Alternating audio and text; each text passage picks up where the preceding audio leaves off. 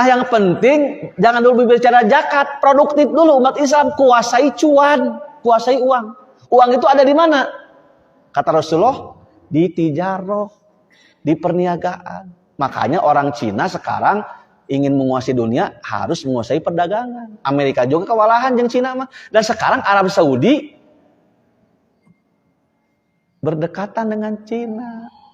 Geus hoream jeung Amerika gaulna riweuh jeung Amerika malah.